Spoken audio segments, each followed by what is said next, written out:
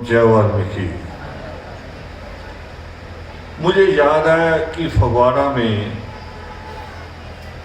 जब हमने बहुत पहले सबसे पहला प्रयास किया था पावन वाल्मीकि तीर्थ की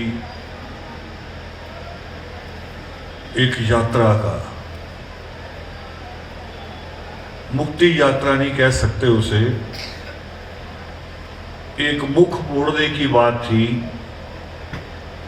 कि जो मुख हमारे वाल्मीकि तीर्थ से हटकर इधर उधर भटके हुए थे, उसके लिए हमारा पहला प्रयास हुआ था 4 जनवरी 1986 को। आप में बहुत सारे ऐसे लोग होंगे जिनका उस वक्त जन्म भी नहीं हुआ होगा, मगर मुझे याद है कि हम जब साइकिलों पे चले थे लुधियाना से, तो पहला पड़ाव हमारा फगवाड़ा में था। और केवल पड़ाव नहीं था, जब हम यहाँ से आगे बढ़े तो फगवाड़ा के बहुत सारे लोग हमारे साथ भी चले थे। वो पहली साइकिल रैली थी, पहली ऐसी यात्रा थी जो पहाड़ों से हटके, वैष्णो देवी से हटके, पीर निगाहे से हटके, नकोदर की तरफ जाने से हटके, जो अपने वाल्मीकि तीर्थ की तरफ जा रही थी। और बड़ा उसके बाद भी संघर्ष रहा हमारा, क्योंकि जैसे हम यात्रा लेके गए हैं, 4 तारीख रात को पहुंचे हैं, 5 को हम लोगों ने वाल्मीकि तीर्थ जाके नमन किया, और 6 सुबह पुलिस ने हमारी गिरफ्तारी कर ली। 6 लोग अरेस्ट किए गए और बाकी लोगों को हमने कहा वापस जाओ। और उसके बाद जब हम अपने जो कौम में नेता होते हैं, वैसे तो नेता पैदा हो ही नहीं रहे, यहाँ दुर्घटनाएं होती हैं, फिर भी जो नेता थे, मुझे याद है हम जब लुधियाना जाकर उनसे मिले कि वाल्मीकि तीर्थ जाने पे हमारे ऊपर केस दर्ज हो गया, तो हमारे नेताओं का जवाब था, वो नेता जो वाल्मीकि सभा चलाते थे, जो वाल्मीकि प्रगट दिवस पे हार पहन के बड़े बड़े नोटों के और आगे आगे चलते थे, उनका जवाब था कि आपको कहा किसने कि आप वाल्मीकि तीर्थ जाओ। ये हमारे लीडरों का जवाब था। तो कितना, अगर लीडरों की ये भाषा है तो आम जनता को तो कुछ भी नहीं पता होता। जनता तो उधर चलती जिधर लीडर और संत बोल दें, वो चलना शुरू हो जाती है। मगर हम लोगों ने हिम्मत नहीं हारी, फिर दूसरी रैली रखी उसी साल में, ये जनवरी महीने में थी। दूसरी हमने फिर कुशोरिया जिसे हम कहते हैं नवंबर, उसमें रखी, और वो रैली रखी, पूरे पंजाब को मैसेज लगाया भी आना है, जुर्रत दिखानी है, या तो अपने आप को कायर मान लो कि एक बार केस बन गए और डर गए, घरों से निकलना ना, और अगर मानते हो अपने आप को कि आपके अंदर वीर बबरीक का खून है, महाबली बली का खून है, अगर आप समझते हो कि हम कुर्बानियां देते रहे हैं, तो आज कुर्बानी अपने लिए दे दी। उसी साल में हमने रैली की, और जितने भी अखबार उस वक्त छपते थे, और एक अखबार अपना छपा करता था उन दिनों, जनतक लहर, सारे अखबारों ने लिखा कि 25,000 लोग साइकिलों पे पहुंच गए। वो अगर हम उस वक्त डर जाते कि हमें पकड़ लिया, केस बन गया, तो वाल्मीकि तीर्थ जो आज जिस रूप में है नहीं होना था। आज आप जाते हो ना वाल्मीकि तीर्थ, बच्चे की शादी हो, बच्चे का जन्म हो, या वैसे छुट्टियाँ हो जाएं, कोई रिश्तेदार आ जाए, आज हर परिवार कभी ना कभी किसी बहाने से वाल्मीकि तीर्थ जा रहा है। और वो समय था जब कोई वाल्मीकि तीर्थ जाता नहीं था। और हमारी सैकर अली के बाद भी,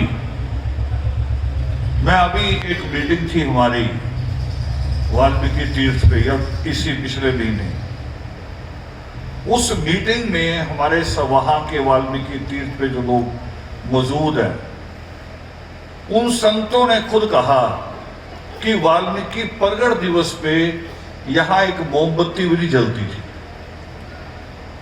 कोई 2 परिवार भी यहां नहीं आया करते थे, और वाल्मीकि प्रगट दिवस भी बिल्कुल सुनसान, जैसे शमशान होता है, हम ऐसे मना लिया करते थे। और अब ये हालात हैं कि हर प्रचेतावार को, हर छुट्टी के दिन को हजारों लोग वाल्मीकि तीर्थ पे मौजूद होते हैं। ये मैंने बात इसलिए शुरुआत की कि एक तो फगवाड़ा का योगदान हो, दूसरा इसलिए कि किसी प्रयास को आप निरंतर करो, लगातार करो। सृष्टिकर्ता वाल्मीकि दयावान कहते हैं कि उसका फल जरूर मिलता है, जो प्रयास आप पूरी ईमानदारी से और लगातार करते हैं उसका फल मिलता है। आज सुबह ही हमें लुधियाना का एक आदर्श परिवार है हमारा, उनके घर गया, उनकी बेटी एयर होस्टेस बनी। शायद ये हाथ की उंगलियां ज्यादा होंगी, अभी तक इतनी बेटियां भी हमारी एयर होस्टेस नहीं बनी पूरे देश में।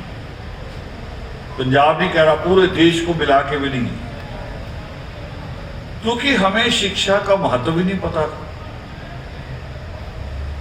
शिक्षा के मायने नहीं पता कि आज इसका जीवन में कितने इसकी जरूरत है।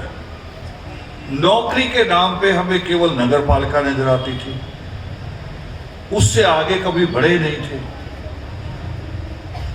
और मैंने अपनी शुरुआत के दिनों में जब वाल्मीकि तीर्थ की मूवमेंट की बात कर रहा हूं, तो उसी दरमियान एक एक गांव, एक एक शहर, बस्ती बस्ती जाना, लोगों को प्रेरित करना, और उसी वक्त कई और अनुभव भी हुए। लुधियाना एक ऐसा शहर है जहां देश की 90% होजरी है। जितना गर्म कपड़ा आप पहनते हैं उसका 90% लुधियाना में बनता है। और यहां तक कि मैं जब बाहर भी कभी जाता हूं, यूरोप भी, तो वहां जाके भी मेड इन इंडिया, और फिर उस फर्म को पढ़ता हूं तो लुधियाना की जो गर्म कपड़े मिलते हैं। तो ऐसी बस्तियों में घूमते घूमते कई बच्चों से जब बात हो रही, तो एक बच्चे के बारे में बताया मुझे कि ये अपने आप में मास्टर है कटिंग का, क्योंकि वो सीधा बन के निकलता मशीन से, और उसको जर्सी बनाना, टी शर्ट बनाना वो कटर के हाथ में। करे मास्टर है ये, मगर छोड़ के नगर पालिका में आ गया। और जिसको इसने सिखाया था वो आदमी उत्तर प्रदेश से आया था। और ये बात बता रहा हूं मैं आज से 30 साल पहले की। और 30 साल पहले मुझे बताया गया कि जिसको इसने सिखाया वो 25,000 रुपये महीने का कारीगर है, 30 साल पहले। और हमारे लिए 25,000 आज भी बहुत बड़ी रकम है, आज भी बड़ी रकम है। हम तो 4, 5, 7 हजार रुपये फिर नाम लिखवा लेते नगर पालिका में। तो ये अनुभव, जब ये बातें आनी शुरू हुई तो उसका हल ढूंढना शुरू किया हमने। इसका हल क्या है? नाम तो हमारा जुड़ा है सृष्टिकर्ता वाल्मीकि दयावान से, जिनके हाथ में कलम है। एक चीज कॉमन है जो पूरी दुनिया में नजर आती है कि उनके हाथ में कलम है। दूसरी बात कॉमन है, कोई दुनिया में उनको करुणा सागर कहे, कोई योगेश्वर कहे, सृष्टिकर्ता कहे, मगर एक कॉमन शब्द है उनके लिए कि वो आदि कवि है। वो भी कलम से जुड़ता है। भी जिनको हम मानते हैं, जिस नाम से हम अपनी पहचान बताते हैं, बीच बाजार में कोई पूछ ले कौन हो, अपना नाम बाद में बताएंगे, पहले कहेंगे वाल्मीकि। हर जगह। और लड़ाई झगड़े में तो सबसे पहले वाल्मीकि नाम आता है। लड़ाई झगड़ा हो जाए तो वाल्मीकि शक्ति वहीं अमर होनी शुरू हो जाती है। फिर लड़ाई हट जाए फिर पीर निगाहे जाएंगे। यानी जब खुशी का अवसर आएगा तो वाल परमात्मा नजर नहीं आती। इसका भी एक शराब है। शराब तो इसका भी कहते हैं कि मैं अगर अपने दादा दादी के लिए चाय नहीं दे सकता, उनकी 2 मिनट बात नहीं सुन सकता, तो मुझे आशीर्वाद भी नहीं मिल सकता। दादा दादी का और परमपिता परमात्मा की तरफ आपका ध्यान नहीं है तो फिर क्या होगा? हमने इस पे विचार किया और रास्ता निकाला, उसका वे ऑफ निकाला। भी रास्ता क्या है? करते हुए देखा कुछ लोगों को, हमसे पहले भी कुछ लोग मौजूद थे जो कह रहे थे हम संगठन चला रहे हैं, हमें भी कौम की चिंता है। उनको करते हुए देखा कि साल में एक बार, कभी वाल्मीकि प्रगट दिवस पे, कभी 14 अप्रैल पे एक मंच लगा लिया, बच्चों को एक एक कापी एक एक पेंसिल बांट दी, कह रहे जी हमने काम कर दिया। और फिर कुछ लोगों ने उसमें इतराज उठाया भी ये तरीका ठीक नहीं। कह रहे अच्छा अब उनको देंगे जो फर्स्ट आएंगे, जिनके उस वक्त तो 90% नहीं नंबर आते थे किसी के, है ना, चलो 70-75% आएंगे। फिर सेकंड उनको जिनके 60% आएंगे, तो ये एक रेशो मान ली। मगर वही क्या होता था उसी में, आपको भी याद होगा, शायद बूढ़ी दादियां बैठी हों, जिसके बच्चे को केवल 30% नंबर आए हैं, 33%, वो दादी भी आ जाती थी अपने बच्चे को उंगली लगा के और खड़ी होकर खूब गाली देती थी कि मेरे बच्चे को कॉपी पेंसिल क्यों नहीं दी। पता ही नहीं भी काबिलियत किसे कहते हैं, उसके योग्य कौन है ये पता ही नहीं। और देनी पड़ती थी उसको भी, 70% वाले को भी वही और 30% वाले को भी वही, और परिणाम कुछ नहीं आता था, वहीं का वहीं रुका रहता था। और फिर हम लोगों ने एक बीच में से एक नया रास्ता ईश्वर ने हमें समझ दी, हमने उस रास्ते को चुना और वो रास्ता था संवाद का, बच्चों से बातचीत करनी। कहते ना बच्चों से दोस्ती करो, उनके मन की भी सुनो। और तरीका क्या होगा, एक एक घर तो नहीं जा सकते थे, तो तरीका बनाया जिसको हम कहते आज आदर्श शिक्षा सेमिनार। ये बिल्कुल स्कूल कॉलेज में नहीं होता ऐसे। स्कूल कॉलेज में यूनिवर्सिटी में जो होते हैं वो तो 1-1.5 घंटे का होता है, 1-2 टीचर आते हैं, ज्यादा तो एक ही आता है, और वो अपनी स्पीच करता है 40 मिनट 30 मिनट, 10 मिनट देता है, किसी ने कुछ पूछना है पूछ लो, और फिर चाय पानी पिया उसने, एक चेक लिया अपनी स्पीच का और चले गया। मगर हमने बिल्कुल अलग चुना। हमने कहा कि संवाद करना है तो पहले 3 घंटे बच्चे बोलेंगे, 1-1 2-2 मिनट, जितना बच्चे की समर्थ है। बड़ी मुश्किल होती थी ये काम। हम मंच दे रहे हैं बच्चों को, बच्चा ऊपर आने को तैयार नहीं। शुरुआत ये थी हमारी। अच्छा वाला बच्चा, बीए करने वाला बच्चा भी, वो कह रहे पहले किसी और को बुलवा लो। मगर हमने अपना प्रयास नहीं छोड़ा। और अब जो इस साल 27 अप्रैल को जो लुधियाना का शिक्षा सेमिनार हुआ, सारे टीचर हैरान थे। और किस बात पे कि बच्चे आके बोलते किस अंदाज में है, और अंदाज ही नहीं, और कितना जेन्युइन, कितना सच्चा सवाल उठाते हैं। जो सवाल हम भी नहीं सोच पा रहे वो सवाल बच्चे पैदा कर रहे हैं, उनके बच्चे। और एक बेटी ने आके जब कहा, खुशी भी, हमने खुशी भी मनाई, क्लैपिंग भी की, मगर आंखों से आंसू आ गए। और बेटी ने क्या कहा, कई वादा करके जा रही हूं, अगली बार जब आऊंगी तो यहां बैठूंगी टीचरों में, मेरी जगह यहां हो। ये यकीन पैदा करना बड़ा मुश्किल था। क्यों मुश्किल था? याद करो, अपनी दादियों नानियों से पूछना, दादा से भी पूछना। हमारे यहां तो बच्चा अगर कह देता था ना कि आज मुझे स्कूल में चक्कर आ गया, और चक्कर सारे बच्चों को आता है, जब मैथ का टीचर आता है सबको चक्कर आ जाता है, और चक्कर नलायकों को आता है। पर वो हमारा ही बच्चा नहीं होता, केवल साइंस का टीचर आ जाए, इंग्लिश का टीचर आ जाए, सबको चक्कर आता है। मगर हमारी दादी बिल्कुल अलग, वो ऐसे ऐसे ले लेती है, सीधे से लगा हैं, खास तौर पे लड़के को, आपको नहीं, आपको चक्कर 10 आ जाए,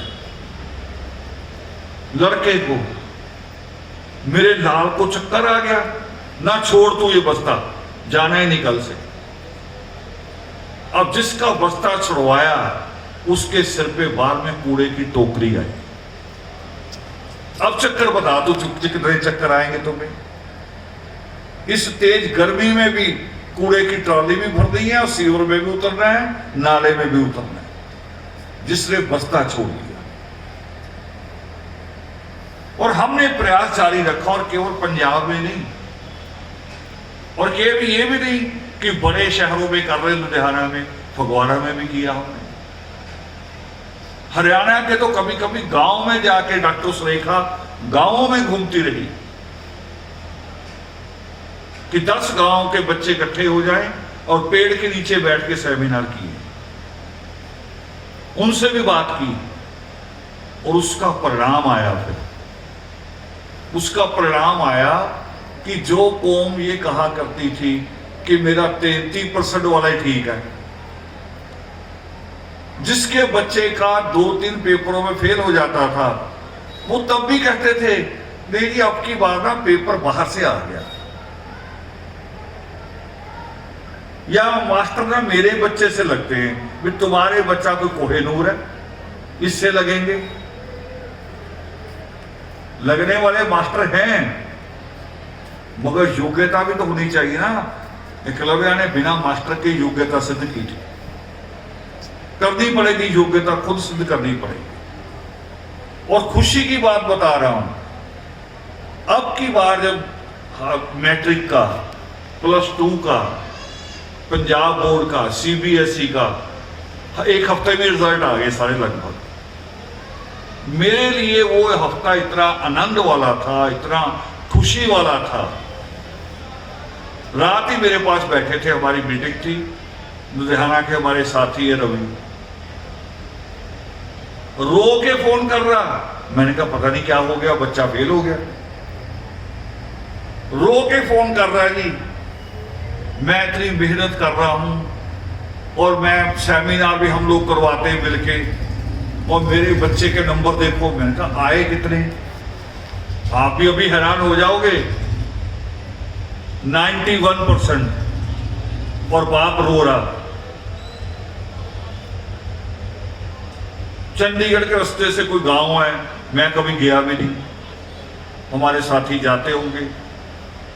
एक बेटी का फोन आ रहा मुझे दोपहर में, कहीं चोरी से फोन कर रही हूं मैं, क्या हुआ, शाम तक पापा घर आ जाएंगे, आप थोड़ी बात कर लो पहले ही, नंबर कम आए हैं। मैंने कहा कितने आए हैं? 86%, 86%। मैंने कहा बेटे बहुत है, हमारे जमाने में तो कल्पना भी नहीं कर सकते थे। मेरे और साइंस और मैथ में नंबर आ गए थे, उसमें आ जाते हैं इतने, हम उसी से खुश हो गए थे, टोटल में नहीं थे। ये तो बहुत है, मगर फिर वो कहीं ना आप पापा से बात कर लो पहले, वो आके गुस्से हो जाएंगे। ये कौम बदल गई, जिसको कहते हैं कौम बदल नहीं सकती। बदल गई कि नहीं बदल गई? सोच थी ना ऐसी कौम की, चल तू करा पढ़ के डीसी बन जाना। और आज बाप रो रहा है 91% नंबर के बाद भी कि मेरे बच्चे के नंबर कम आए हैं, स्कूल का टॉपर कोई और है। वो टॉपर पे रो रहा है। और मैं फिर भी क्या कह रहा हूं, उसके बाद मैंने उनको हौसला जोर दिया, ये भी कहा कि बच्चों की जान थोड़ी लेनी है, मगर मैं कह रहा हूं कि जरूरी है, ये चिंता भी जरूरी है, ये रोना भी जरूरी है। हमें वाल्मीकि कहलाने का अधिकार कब होगा? सिख अगर दाढ़ी कटवा दे, पगड़ी हटा दे, सिख कहलाने का अधिकार है उसे? बताओ, अपना सिर हिलाओ, है उसे अधिकार? ऐसी मुसलमान में कोई 5 वक्त की नमाज होती है और आदमी कहे मुझे नमाज जाना ही नहीं है, उसे मुसलमान कहलाने का अधिकार है? और ये बातें दोनों मैंने क्यों उठाई है? कभी उनसे पूछो, सिख से भी तुम ये पगड़ी क्यों बांधते हो, केस क्यों रखते हो, क्यों कृपान उठाते हो, क्यों कड़ा पहनते हो? वो कहेगा गुरुओं का हुक्म, हुक्म है गुरुओं का। यही सवाल मुसलमान से कहो कि आप क्यों 5 बार जाते हो? हिंदू तो मंदिर में 2 बार जाता है सुबह शाम, सिख भी गुरुद्वारे में 2 बार जाता है सुबह शाम, तुम 5 बार क्यों जा रहे हो? वो कहेगा पैगंबरों का हुक्म है। फिर कभी आपने अपने बारे में सोचा कि आपको क्या हुक्म है? बात यहां लानी मैंने कि हमें क्या हुक्म है। वो सृष्टिकर्ता वाल्मीकि दयावान का नाम तो साथ जोड़ दिया। कोई पूछे कौन वाल्मीकि, अब उसको पंजाबी में कहूं तो करतूत एक भी नहीं। बिना कलम के वाल्मीकि कहलाने का अधिकार होगा? होना चाहिए? नहीं होना चाहिए। मगर गरीब जो होता है, गरीबी, ये दुनिया की सबसे बड़ी बीमारी है। केवल सेहत के लिए नहीं, दिमाग के लिए भी, और दिमाग के लिए ज्यादा। वो 24 घंटे परेशान रहता है, 24 घंटे उसकी टेंशन बनी रहती है। कभी कभी नोट करो, आदमी अच्छा भला होता है, 10 साल 15 साल जीवन के पत्नी के साथ बड़े अच्छे गुजारता है, मगर अचानक ही शराबी हो जाता है 10-15 साल बाद। नोट करो, कई होंगे। अचानक नहीं होता, वो जवान होती हुई लड़की को देख देख के होता है कि पैसा कहां से आएगा। 4-5 लाख से कम की शादी तो नहीं होती किसी की भी। गरीबी इतनी बुरी बीमारी है जो रात को सोने भी नहीं देती, दिन को चैन नहीं देती। और उसके बारे में एक कहावत बनाई हुई है, करे डूबते को तिनके का सहारा। मगर बताओ, कभी तिनका सहारा देता है? नहीं देता। तो हमने भी बड़े तिनके ढूंढ रखे हैं, सैकड़ों ही तिनके हैं हमारे आसपास। धागे तबीज हमारे तिनके हैं, हरी मिर्च, नींबू, नीम के पत्ते, बोतल में नीला रंग डाल के, धागे तबीज, पता नहीं कितने हमने ढूंढ रखी चीजें भी शायद इससे तर जाएंगे। दादी परदादियां करती आई हैं, मगर तरे हैं हम वहीं के वहीं, कुछ भी नहीं हुआ। और हम एक ऐसी कौम है देश में जिसने पक्षपात नहीं किया, भेदभाव नहीं किया। हिंदू देवी का चिराग भी घर में रखा, मुसलमान पीर का भी रखा, मगर तरस किसी को भी नहीं आया हमारे ऊपर। मैं तो शुरू में जब हरियाणा गया तो वहां एक अजीब रिवाज देखा। शादी जब होती है, ये यहां भी है वहम, पंजाब में भी, यहां दूसरी तरह से है। शादी जब होती है तो वो जो लावा फेरे पड़ता पंडित, उसी पे कहते हैं कि लड़की के साथ देवी जाएगी। और लड़के को कहा जाता, लड़के वालों को, कि जी आप कैसे लेके जाओगे, और कैसे का मतलब होता पंडित का पैसा। देवी को नजर तो आती नहीं भी कौन जाएगी, मगर है एक रिवाज कि देवी जाएगी, आप कैसे ले जाओगे।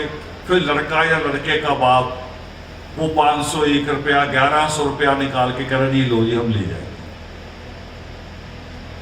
ये लोग पंजाब के लोग मुर्दों के साथ किया करते थे। याद करो जब अस्थि लेके जाते थे ना हरिद्वार की तरफ, कई लोग उसकी भी टिकट ले लेते थे, और गाड़ी चढ़ते वक्त अस्थि कलश के हाथ में, और फिर आवाज आओ जी करे आ जाओ आप भी बैठ जाओ जी। हमारी तो आर्मी में भी रहे ऐसे मूर्ख, कई सैनिक मर गए, उनको प्रमोशन दे रहे मरे हुओं को, छुट्टी भी जाती उनकी 2 महीने की घर। ये तो मीडिया जब फैला तो वो सवाल उठाए तब हटाया गया। तो शुरू में मैंने जब सुना तो मुझे बड़ा मजा आया, अच्छा लगा मुझे भी देवी साथ जाए, मेरे साथ गनमैन आ जाए और पीछे खड़ा रहे, थोड़ा सा हौसला रहेगा ना कि कोई मुझे छू नहीं सकता। यही होता है ना गनमैन रखने का मतलब। और जिसके साथ देवी आ जाए, गनमैन को तो फिर भी चलना पड़ेगा 2 कदम मेरे तक आते हुए, देवी तो शू आ जाएगी। मगर मैं ढूंढने लगा, जब आदमी आता है शाम को शराब पी के धाड़ धाड़ धाड़ पत्नी को पीट देता है, मैंने ढूंढा देवी कहां है। आई तो इसी के साथ थी, इस वक्त देवी को आना चाहिए था अपनी तलवार लेके, मगर नहीं आई। आई नहीं आई। अब इसी को बड़ा कर दो, बात पति की बात छोड़ दो, इसको थोड़ा बड़ा कर दो, सारे जुल्मों से जोड़ दो जितने जुल्म हमारे ऊपर होते हैं। वो सारे जुल्मों की बात जब भी आप चिराग करते हो, आपकी आंखें भरी होती, आप कहते हो कि इसमें से निकाल, इस नरक में से, वो सारे जुल्म मिलकर नरक बनते। निकाला किसी ने नहीं निकाला। और बता रहा हूं बहुत सारी चीजें। एक दिन मुझे फोन आ गया, आपके यहां भी होता होगा, कई बार मोहल्ले में लड़ाई हो जाती इसी बात को लेके। मुझे फोन आ गया सुबह सुबह 2 बेटियों का कि जी घर के बाहर हम सुबह उठी हैं, सफाई कर रहे थे आंगन की, और जैसे दरवाजा खोला बाहर सिंदूर पड़ा है, कोई सिंदूर डाल गया से। तो मैंने कहा फिर क्या हुआ? ना ना जी कह रही तो बहुत बुरा होगा, कुछ बताओ उपाय बताओ इसका। ये तो अच्छा हुआ अभी लड़के नहीं उठे, वो इसको पार कर जाते। तो मैंने कहा फिर क्या होता? कह रहे वो मर जाएगा जो पार कर जाएगा। तो मैंने कहा बॉर्डर पे फिर संदूर लगा दो, पूरे बॉर्डर पे संदूर लगा दो। और आपके पास तो और है, औरतें तो रोज संदूर भरती हैं, यहां से कई तो लंबा भरती हैं, और वहीं आके आदमी ऐसा ताड़ ताड़ ताड़ ताड़ कर देता है। औरत को तो ऐसे खड़े हो जाना चाहिए, हाथ तो टच कर दोगी अभी, और टच करोगी तो मरेगा। मरा कोई? ये सारी चीजें वहम है, गरीब के जा रहा है, गरीब के पाले। शादी हो जाए, बहू आती है ना, अब तो छोटा सा सिस्टम बदल गया। पहले पूरा दिन सुबह से लड़की को लाल जोड़ा पहना के बिठा देते थे, वो बारात आने वाली है, बारात आने वाली, बारात आने वाली है। ना खाना ना पीना, है ना, पता नहीं कितने बजे लावा फेरे होंगे, फिर वो रोती कलपती जारी आगे। मैं तो अपने बारे में देखता हूं, कई बार कई जगह का पानी जाके सूट नहीं करता। कई जगह फिर ऐसा पानी मैंने खुद पिया कि सुबह उठ के ऐसे बोतल उठाई, पानी पिया, और 2-3 सेकंड में उल्टी आ गई। ऐसा पानी भी होता कई जगह। मगर बहू के साथ ऐसा हो जाए तो हम ये नहीं सोचते कि इसको पानी सूट नहीं आया, करे देवी नाराज है, पीर नाराज है। भी देवी और पीर हमारी बहू पे क्यों नाराज हो? तो बेचारी आज ही आई है, उसने तो अभी कोई गलती भी नहीं की, गलती कर तो लेने दो, अभी तो आई है। गलती तो सास ससुर ने की होगी, लड़के ने की होगी जो लेके आए उसे। वही लाए ना, तभी आती है बहू। वो कह रहे कोई गलती हो गई है, और गलती बहू ने की है। जैसे एक बात प्रचेता बता रही थी, उसके साथ पढ़ने वाले बच्चे ईसाई थे। इसी बात पे कहीं थोड़ी बहुत डिस्कशन हो गई, और प्रचेता ने कहा भी ईसा मसीह से ज्यादा बड़ी कुर्बानी बाबा साहब अम्बेडकर की है। बाबा साहब अम्बेडकर की है, जिन्होंने कानून ही बना दिया कि अगर स्कूल कोई चलेगा तो 25% बच्चे हमारे होने चाहिए। ऐसा कानून ईसा ने तो नहीं बनाया, किसी पीर फकीर ने नहीं बनाया। हाँ, बातें कहीं अच्छी अच्छी कहते रहो, मगर कानून नहीं बना के दिया किसी ने। डंडा हमारे हाथ में दे दिया। तो वो क्या बच्चे कह रहे, वो कह रहे तुम लोगों को पता ही नहीं कि ईसा आपके पापों के लिए तो सूली पे चढ़े थे। और चेता करी, मैं हैरान हूं, वो 2000 साल पहले चढ़े थे, मेरा जन्म अभी हुआ, मैंने कौन सा पाप किया था? मेरे लिए तो मत कहो, अपने लिए कह दो। और आपने भी नहीं किया, आप भी अभी पैदा हुए हो। मगर मक्खी पे मक्खी, मक्खी पे मक्खी लोग मारते चले जाते हैं, सोचते नहीं है कौन सी बात कहां लागू होती है। अब बहू ने कौन सा पाप किया होता है? कह रहे देवी नाराज, पीर नाराज। और अभी देश में एक बड़ी शादी हुई है, 5000 करोड़ रुपए की शादी, अंबानी के लड़के की। उन्होंने कोई बकरा नहीं काटा, किसी देवी का सुअर नहीं दिया, मुर्गा नहीं दिया, वो ठीक ठाक है। उसका लड़का पहले भी गैंडे जैसा था, अभी भी गैंडे जैसा है, कोई फर्क नहीं पड़ा। कोई देवी पीर नाराज नहीं हुई। ये गरीब की बीमारी है, और इसका इलाज क्या है? इसका इलाज कलम है, गरीबी का इलाज शिक्षा है। यही बात सृष्टिकर्ता वाल्मीकि दयावान कहते हैं। वो कह रहे तप, दान और तीर्थ जितने मर्जी कर लो, आपकी मुक्ति नहीं हो सकती। ये है ना, बाबा तो पूरा भरा हुआ इस चीज का। रोज पता नहीं कौन कौन सी बाजारों पे मेले लग रहे हैं, गायक बुलाए होते हैं, बाबे उठ के भी नोट लौटाते हैं, बाबे भी वहां के, और गरीब आदमी भी लुटा के आ जाता है, और सुबह उठ के फिर उसी मजदूरी पे जाता है। फिर वो कहेंगे सच्ची सरकार, झूठी सरकार, कुछ नहीं है। रिश्ते आपका किसी से नहीं है, एक ईश्वर से रिश्ता जो कुछ नहीं मानता, दूसरा रिश्ता आपका आपकी औलाद से है, बाकी रिश्ते एक तरफ कर दो। सृष्टिकर्ता वाल्मीकि दयावान की यह बात पावन योग से पे लिखी हुई है, जो मैं कह रहा हूं कि जितने चाहे तीर्थ करो, जितने चाहे चिराग करो, जितने चाहे दान कर लो, जितना चाहे तप कर लो, आप मुक्त नहीं हो सकते। और मुक्त होने के लिए आपको ज्ञान की प्राप्ति करनी पड़ेगी। ये योग श्रेष्ठ की लाइन है, और यही बाबा साहब अम्बेडकर ने हमें कहा। देवियां, पीर बिना कुछ हमारा किए हमसे बकरे, सूअर, मुर्गे मांगते हैं। बाबा साहब अम्बेडकर ने अपने बच्चे कुर्बान किए, और उसके बाद मांगा क्या? मांगा पता क्या? कि अपने बच्चे शिक्षित कर देना। देखो, उन्होंने ये नहीं कहा कि मेरी मूर्ति लगा के वहां मत्था टेक लेना, वो तो हम गैरत मानते हैं, हम उनकी कुर्बानी को मानते हैं, इसलिए करते हैं। मगर बाबा साहब अम्बेडकर ने कहा कि अपने बच्चे पढ़ा देना। मां रमाबाई जब मृत्यु को प्राप्त हो रही थी, बाबा साहब अम्बेडकर की पत्नी, आपको तो ये नाम भी याद नहीं होगा, देवियों के सातों नाम याद होंगे, ऐरा वगैरह भी होंगे, रोज नई भी पैदा हो जाती हैं, मगर उस मां रमाबाई का नाम नहीं याद होगा जिसने अपने 4 बच्चे आपके लिए कुर्बान किए। और जब तक नहीं मानोगे, आपकी नस्लें मुक्त नहीं हो पाएंगी। और वो मां रमाबाई जब मृत्यु को प्राप्त हो रही थी, अंतिम सांस चल रहे थे, बाबा साहब अम्बेडकर पास बैठे थे, तब एक बच्चा बचा था उनका, जसवंत। जिसका एक ही बच्चा बचा हो 5 में से, उस मां को क्या कहना चाहिए अंतिम समय में? वो क्या कहती पति को? उसे कहना चाहिए था अब एक बच्चा, इसका ख्याल करना। यही है ना, इतना ही कहना चाहिए।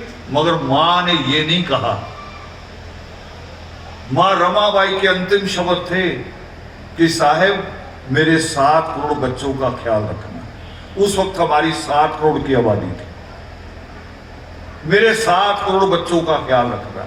और बच्चे फिर भी देवियां पीर उठाए घूमे जा रहे हैं।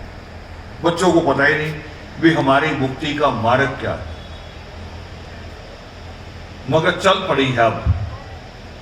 अब उतनी निराशा नहीं है जितनी हम जब शुरुआत की थी 1980-81 में हमने शुरुआत की थी, उस वक्त जितनी निराशा थी।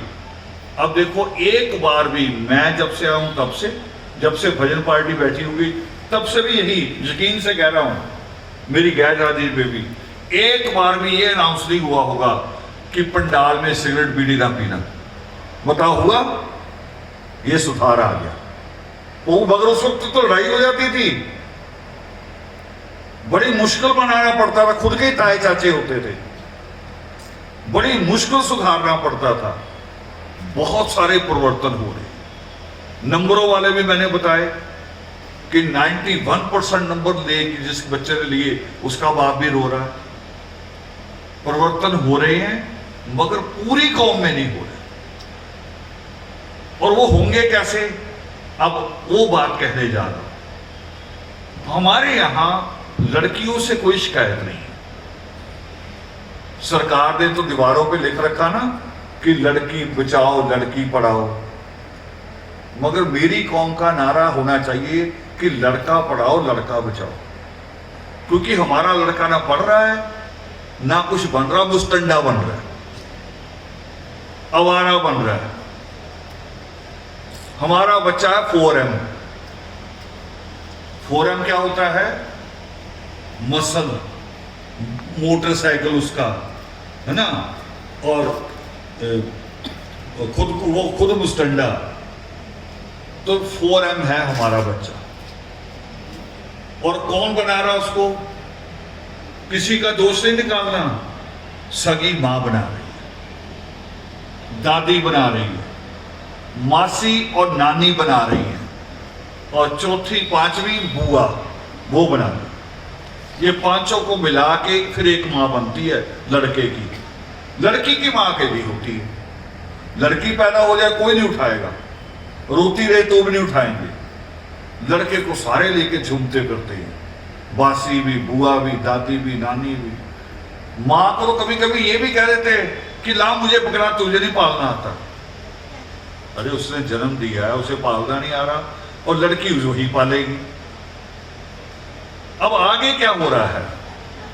आगे ये हो रहा है कि माएं अपने लड़कों की गलतियों पे पर्दा डाल रही है। हो ये रहा है, लड़की 10 मिनट लेट हो जाए, बाजार में जाम लगा हो, उसकी बस लेट आ रही है, 10 मिनट के आप सवाल पूछते हैं, 10, और अलग अलग पूछेंगे सारे। दादी अलग पूछेगी, दादा अलग पूछेगा, मां अलग पूछेगी, बाप अलग पूछेगा। और जो 3 घंटे लेट आया मुस्तंडा भाई, वो भी पूछेगा कि तू 10 मिनट लेट आई थी। और लड़के को कोई नहीं पूछता भी तू कहां था। उसे भी पूछना चाहिए।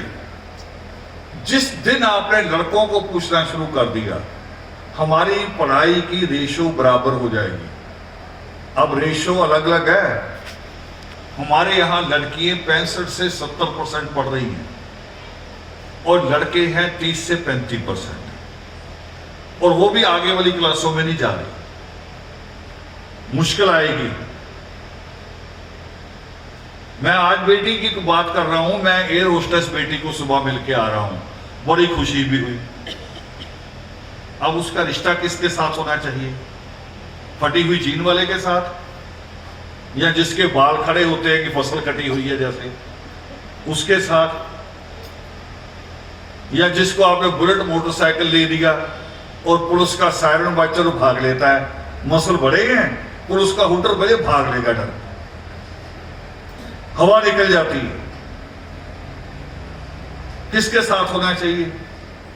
किसी अफसर से होना चाहिए ना। तो अफसर तो माएं पैदा करेंगी। एकलव्य को एकलव्य किसने बनाया था? उसकी मां ने। द्रोणाचार्य ने तो निकाल दिया था, उसकी मां ने बनाया था। और आप में सब में वो काबिलियत है, सब में है, बस टीवी ने आपको थोड़ा बदल दिया है। कहे संगत, अब संगत टीवी हो गया, मोबाइल संगत हो गया, आदमी की संगत आदमी नहीं रहा। मैं तो 2-3 ऐसी घटनाएं देखी, नया जोड़ा पता नहीं बाइके जा रहा, पता नहीं ससुराल जा रहा, ट्रेन में एक साइड की सीट होती है, उस पे दोनों बैठे पीठ जोड़ के, आमने सामने मुंह करके नहीं बैठे, पीठ जोड़ के बैठे, दोनों अपना अपना मोबाइल चला रहे हैं। मैं सोच रहा हूं जीवन के यही पल होते जो सारी उम्र याद करते लोग, इनके कौन से पल होंगे? यही जलंधर एक डॉक्टर के यहां मैं गया, एक बेटी आई दिखाने के लिए, प्रेगनेंसी थी उसका, साथ में उसकी मां लगे कि सास, अंदाजा लगा रहा हूं मैं ये मां है कि सास है, आदमी एक साथ में, सोच रहा हूं ये भाई है कि आदमी है। क्यों सोच रहा हूं? क्योंकि दोनों मोबाइल लेके बैठे और वो परेशान हो रही लड़की, क्योंकि उस हालत में बैठा नहीं जाता। डॉक्टर का तो नंबर आएगा तब बुलाएंगे अंदर। मुझसे रहा नहीं गया, मैंने पूछ लिया, बेटे भी ये कौन है आपके साथ? कह रही मेरी माँ है, भाई है। मैंने कहा कि सास और पति होते तो थोड़ा सा चलो मैं मान ही लेता, लोग कहते हैं सास बुरी होती है, पति बुरा होता है, ये मोबाइल, भाई और मां मोबाइल चला रहे हैं, बेटी परेशान हो रही है। अब तो संगत ये हो गई और ये संगत बिगाड़ रही है, ये संगत बिगाड़ रही है। घर में एक टाइम बनाइए, दुनिया का एक मुल्क है जिसने सबसे ज्यादा तरक्की की और हमारे जैसा था कब, हमारे जैसा, जैसे हमारी बस्ती शहर से बाहर बनती थी, ये पढ़ाया जाता ना, सुनाया जाता। अब तो शहर बड़े हो गए, बस्ती अंदर आ गई। पहले बस्तियां बिल्कुल बाहर बना करती थी, दूर, मगर थे हम फिर भी अपने देश में। मैं जिनकी बात कर रहा हूं वो है यहूदी, उनको तो उनके देश से निकाल दिया था, और निकलने के बाद जब वो अलग अलग देशों में गए तो उन देशों ने भी कहा भी तुम्हें हम अपने अंदर नहीं रखेंगे, अपनी बस्ती में थोड़ा दूर रहना हटके। 2000 साल बेचारे भटकते रहे वो, 2000 साल। और 2000 साल के बाद जब उनको देश मिला 1948 में, हमारे देश की आजादी से एक साल बाद, नोट कर लो, हमारी आजादी से 1 साल बाद उनको मिला। और हमारी आजादी तो उससे भी पहले की, देश से पहले की है। हमारी आजादी तो बाबा साहब अम्बेडकर ने 24 सितंबर 1932 को लेकर दे दी। उस दिन स्कूलों के दरवाजे खुले थे, वो 48 में आजाद हुए। और आज जानते हैं दुनिया की पावर उनमें कितने नंबर पे है? वो 1 नंबर पे है। अमेरिका और रूस भी टेक्नोलॉजी में उनसे पीछे, 1 नंबर पे है वो देश इजराइल, जो 2000 साल गुलाम रहे, देश से बाहर रहे। मगर उनका नियम पता क्या है जो हमें लागू करना है? जो मैंने आपको कहा कि लड़का बचाओ, लड़का ही नहीं, अब पूरे परिवार को सोचना है। उनके यहां क्या होता है? अपने गूगल पे सर्च कर लेना, मिलेगा। उनके यहां जब पता चलता है कि हमारे यहां बच्चा आने वाला है, मगर अभी 7-8 महीने पड़े हैं, 7-8 महीने पहले घर में क्या किया जाता है? टीवी बंद, मोबाइल यूज नहीं होगा, मोबाइल केवल ऑफिस में यूज होगा, मोबाइल ऑफ। खाने तो बदलते ही बदलते हैं, और साथ में शुरू होता है कि पति पत्नी बैठ के ज्यादा देर किताब पढ़ेंगे और ज्यादा देर शतरंज खेलेंगे। दिमाग तेज हो, बच्चे पे असर जाएगा वो। इसलिए दुनिया की सुपर पावर है।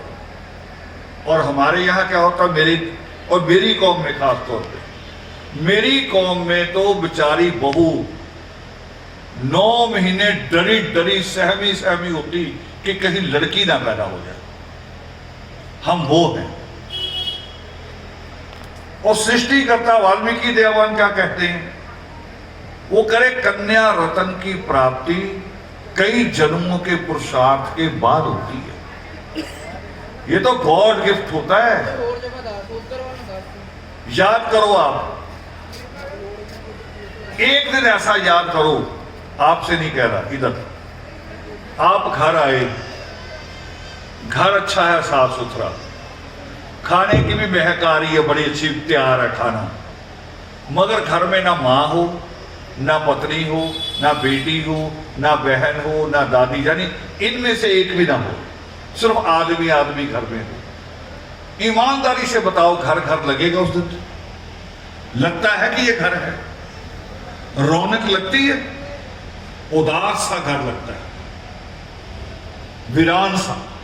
ये रौनक ही नहीं के साथ होती। ये किसी रूप में हो, मां के रूप में, बेटी बहन किसी रूप में हो, और उसको लेके हमारी सोच बनी हुई है बेटी ना पैदा हो जाए।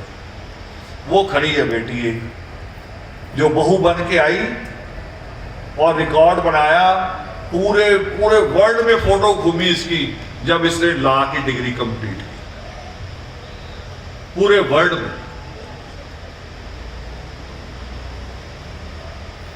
यानी शादी के बाद भी कर सकती हैं आप, इतनी योग्यताएं, मगर हमने उल्टा बना रखा है। सारा जोर लड़के पे लगा रखा है और सबसे नालायक लड़के ही हो रहे हैं। अब उनको सुधारने की कोशिश करो। खेलने का टाइम निश्चित करो खेलने का टाइम। मैं देखो देश गिन रहा हूं, अमेरिका जिसका नाम मैंने बढ़ा दिया, इजराइल, रूस, चीन, जापान, इन्होंने क्रिकेट टीम नहीं अभी तक बनने दी। सारे बड़े देशों ने क्रिकेट टीम नहीं बनने दी। वो कह रहे ये सबसे ज्यादा नुकसान करती है, खत्म ही नहीं होती, सुबह शुरू हो जाओ, 5 दिन का मैच भी खेलते हैं। बताओ कैसे गधे। गेम तो 1-1.5 घंटा होनी चाहिए। स्कूल में रिसेस भी ऐसे ही होती है ना, 1-1.5 घंटा। और लड़का घर से जाए, उसे को भी 1-1.5 घंटे का टाइम है, वापस आ जाए इतने बजे। पूरी सख्ती करनी शुरू करो। जितने सवाल लड़की से पूछो, लड़के से भी पूछो, और अपनी बस्तियों पे नजर मारो, अपने अड़ोस पड़ोस पे, जिनके लड़के बाहर नहीं आते, जिनका आप मजाक उड़ाते हो कि इनके तो लड़के हमने कभी देखे नहीं, इनका लड़का तो लड़कियों जैसा है, चुपचाप सा निकलता है, मगर सोचो उन्हीं का लड़का अफसर बनता है। ये झूठ है कि सच है? उन्हीं का बच्चा अफसर बनता है, तो आपका बच्चा भी तभी अफसर बनेगा। और इज्जत किस में है? और सोच लो, एक मां सारा जेवर पहन के निकले। मैं अपने साथियों को बताता हूं, कई बार मैंने 25-30 साल पहले फगवाड़ा की इसी मार्केट में, ये जो बाहर मार्केट है, तो 30 साल पहले सुना था 25,000 रुपए की शर्ट। ये फगवाड़ा भी सुना था मैंने, सिर्फ और कहीं नहीं था। तो मैं कह रहा हूं 50,000 रुपए वाला सूट पहन के निकले मां, पूरा जेवर पहन के लेके 5 लाख का, मगर उसके लड़के नालायक हो। बताओ दुनिया उसको इज्जत से देखेगी या हिकारत से? और एक मां नायलन चप्पल पहन के निकले, मगर उसका बच्चा डॉक्टर हो, उसका बच्चा जज हो, वकील हो, आप भाग के जाओगे उसके पांव छूने, तो देख लो कौन सी मां बनना है। ये पर्दे डालने बंद कर दो। बाप किसी बेटे को फांसी नहीं लगाता, डांटता ही है,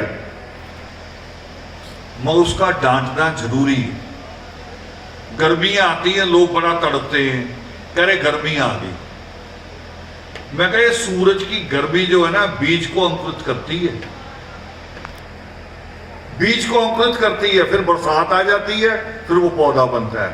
तो बाप सूरज की तरह होता है, बाप की गर्मी उस बीज को उसका आकार देती है,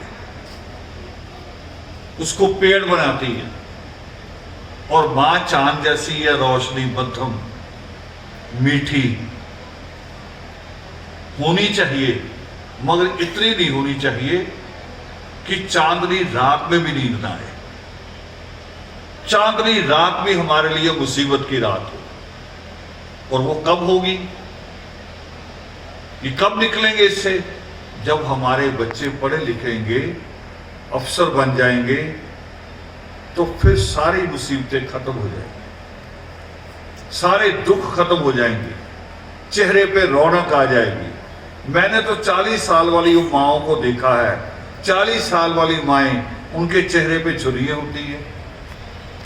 और कई बार ट्रेन में जाता हूं तो पति पत्नी चढ़ते हैं, लगते हैं भी शायद 70 से ऊपर के होंगे, और उनका चलना बैठना बात करना इतना बढ़िया लगता है।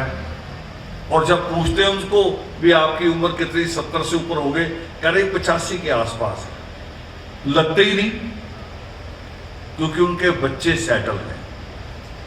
चिंताएं जो यहां आनी वो आती ही नहीं, हमारी 40 साल वाली मां के यहां आ जाती है। तो इस सारी चिंताएं, सारी मुसीबतें, सारा नरक, सारी गरीबी, उसका एक ही हल है, और वो है कलम, वो है शिक्षा।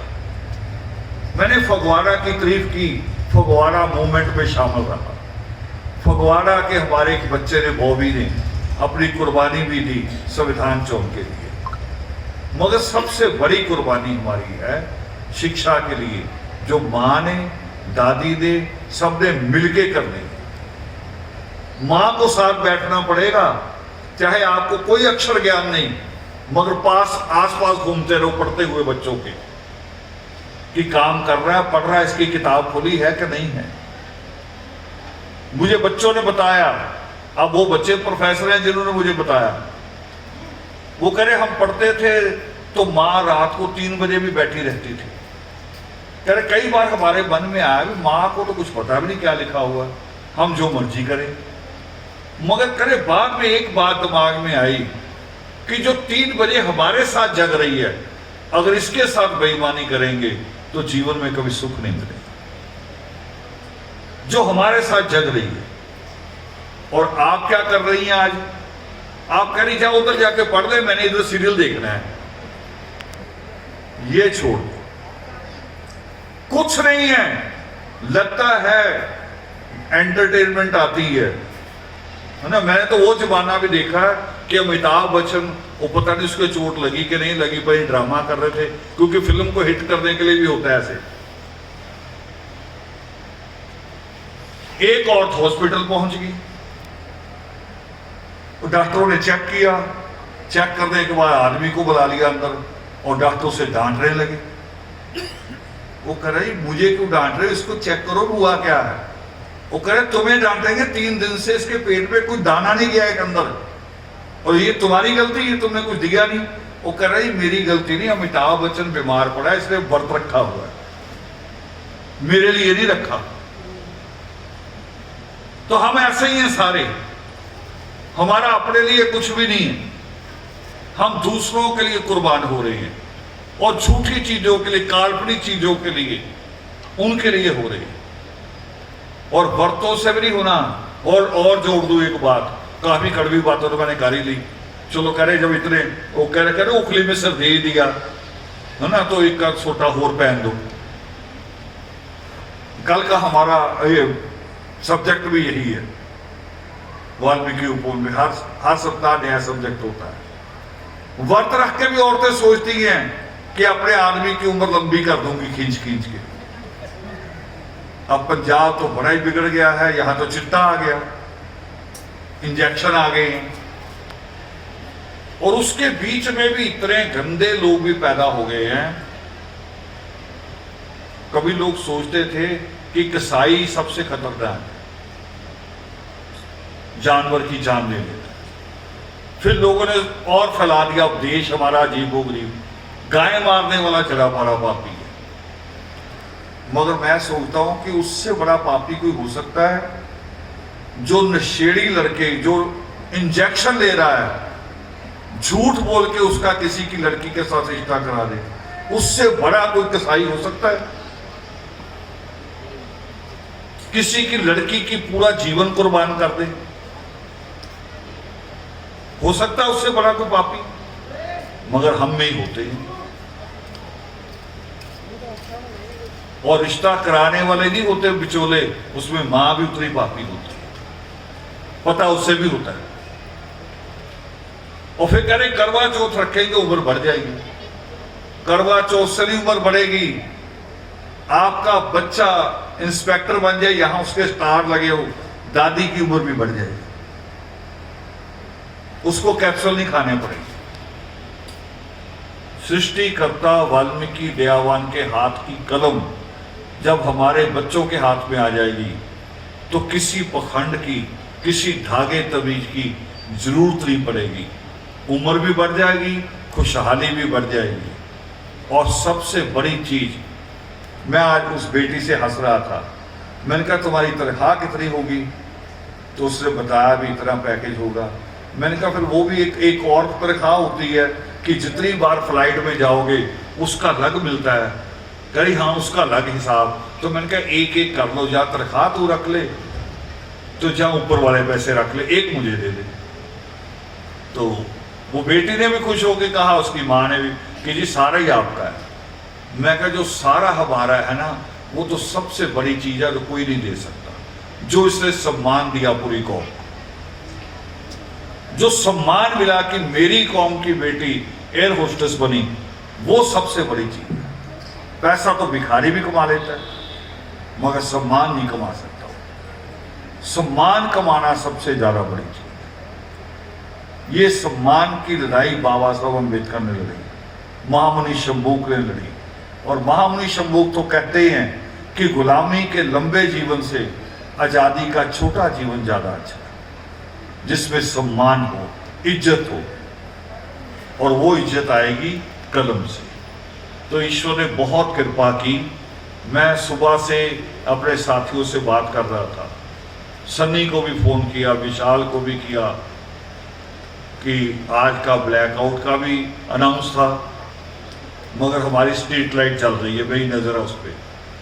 मैंने कहा अगर वो बंद होगी तो हम भी बंद कर देंगे, क्योंकि नियम तो मान के चले, सुरक्षा सबको चाहिए। और दूसरा भी आ रहा था बार बार कि तूफान आएगा, बारिश आएगी, मगर वो सारा कुछ ईश्वर कहते हैं, पाम योग से इसमें लिखा है ना, मैंने शुरू में कहा कि आप पुरुषार्थ करो उसका फल मिलेगा। तो बच्चों ने पुरुषार्थ किया, इनका विश्वास मजबूत था। तो बहुत आनंद से, इतने आनंद से मुझे यकीन नहीं था भी आज होगा। मैंने कहा किसी भी समय गड़बड़ हो जाएगी, अगर ब्लैकआउट हुआ तो भी, अगर बारिश आ गई तो भी, बच्चों का मन खराब हो जाएगा, इतने दिन से मेहनत कर रही है, और अगर ये परिणाम ना आया तो बड़ा मन खराब होगा। मगर ईश्वर ने आपकी मेहनत को फल दिया, आपके पुरुषार्थ को फल दिया। और एक बस प्रार्थना करनी मैंने आपसे कि जितना लंबा गैप किया ना फगवाड़ा वालों ने, ये ना करो। हम जितना लंबा गैप करेंगे ना योगामृत कराने में, हम उतने लोगों को, उतने लड़कों को भटकने का अवसर देंगे, उतने लोगों को धर्म परिवर्तन का अवसर भी देंगे, जितना गैप डालोगे। और केवल फगवाड़ा नहीं, बाकी सबसे मैं यही कहता हूं भी ज्यादा बड़ा ना खर्चा हो, सादगी से भी करते रहो, मगर इसको निरंतर करते रहो, चला के रखो, ये जरूरी है। क्योंकि हमारे पास अभी वो ग्रंथियों वाली, पादरियों वाली फौज नहीं है जो हमारे अनंत को खोल के रखे। हमारे पास यही एक साधन है। और बहुत अच्छा रहा। और एक मंत्र दोबारा मैंने दोहराना है, आपने याद रखना है। अभी जब यहां से उठ के घर जाओ, बिस्तर पे बैठ जाओ, तो लेटने से पहले एक लाइन बोल दी। इसको मंत्र समझ लो, जो मर्जी समझ लो। ये वो है जो बुजुर्ग दिया करते थे। वो कहते थे कि अच्छा अच्छा बोलो, अच्छा अच्छा होगा, जैसा कहोगे वैसा ही कायनात बन जाती है। तो मंत्र ये है कि जैसे ही बिस्तर पे बैठो, हाथ जोड़ के सिर्फ ये कहना कि मेरे बच्चे अफसर बनेंगे, बस। और जब सुबह उठो, पांव नीचे उतारते ही दोबारा फिर यही कहना कि मेरे बच्चे अफसर बनेंगे। अब दोहराओ मेरे साथ, मेरे अफसर बनेंगे। दोबारा बोलो, मेरे बच्चे अफसर बनेंगे। हाँ, ये दोहराना रोज। देखना इससे क्या ताकत है। वातावरण तैयार होगा, ये वैसे ही तैयार होगा। याद करो, कभी कभी आप सुबह उठते हैं, अचानक पता नहीं दिमाग में, और इधर उधर से आवाज नहीं, कान में अपने आप ही कहीं से एक गाना चलना शुरू हो जाता है। गाना 20 साल पुराना, कहीं बज भी नहीं रहा। आप सोचते हो कि मैंने सुना भी नहीं इसे तो 20 साल से, ये मेरे दिमाग में क्यों घुस गया। मगर वो गाना शाम होते होते आपको कहीं सुनाई देगा, कहीं ना कहीं मिलेगा। बताओ हुआ कि नहीं हुआ? ये असर है इसका। तो ये बोलना है, मेरे बच्चे अफसर बनेंगे। थोड़ा जोर से बोल दो, मेरे बच्चे अफसर बनेंगे। आप भी बोल दो भैया, आपके भी होंगे। ठीक है, इन्हीं शब्दों के साथ, इस प्रार्थना के साथ, और पहले इस टीम को मुबारकबाद कि बहुत मेहनत की इन्होंने। आप सबके बीच में विराजमान आदि अनादि परमात्मा को सादर नमन। जय वर्धमान।